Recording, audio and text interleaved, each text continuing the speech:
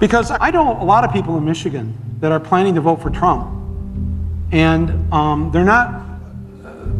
they don't necessarily like him that much, and they don't necessarily agree with him. They're not racist and rednecks, they're actually pretty decent people. And so I wanted to sort of, after talking to a number of them, I wanted to write this. And Donald Trump came to the Detroit Economic Club and stood there in front of the Ford Motor executives and said, if you close these factories as you're planning to do in Detroit and build them in Mexico, I'm going to put a 35% tariff on those cars when you send them back, and nobody's going to buy them. It was an amazing thing to see. No politician, Republican or Democrat, had ever said anything like that to these executives.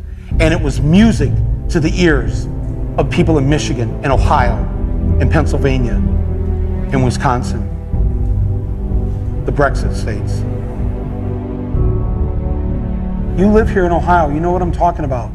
Whether Trump means it or not is kind of irrelevant, because he's saying the things to people who are hurting. And it's why every beaten down, nameless, forgotten working stiff who used to be part of what was called the middle class loves Trump. He is the human Molotov cocktail that they've been waiting for. The human hand grenade that they can legally throw into the system that stole their lives from them. And on November 8th, Election Day, although they've lost their jobs, although they've been foreclosed on by the bank, next came the divorce, and now the wife and kids are gone, the car's been repoed, they haven't had a real vacation in years, they're stuck with the shitty Obamacare bronze plan where you can't even get a fucking Percocet. They've essentially lost everything they had, except one thing.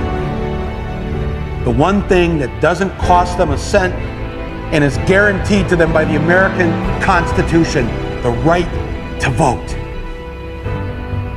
They might be penniless, they might be homeless, they might be fucked over and fucked up. It doesn't matter, because it's equalized on that day.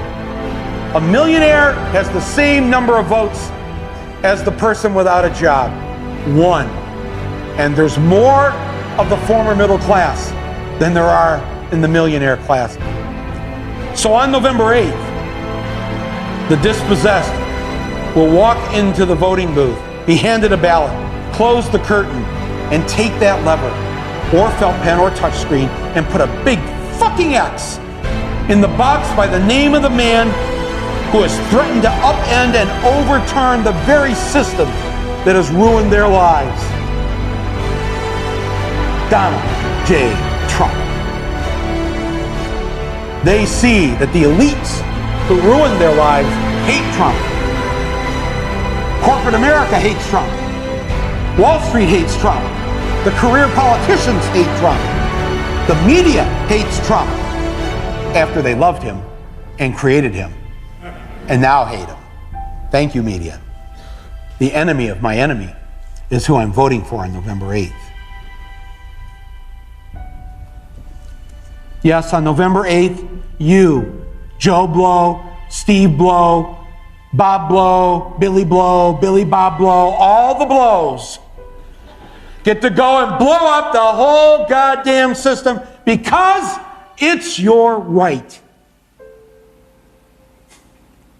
Trump's election is going to be the biggest fuck you ever recorded in human history. And it will feel good.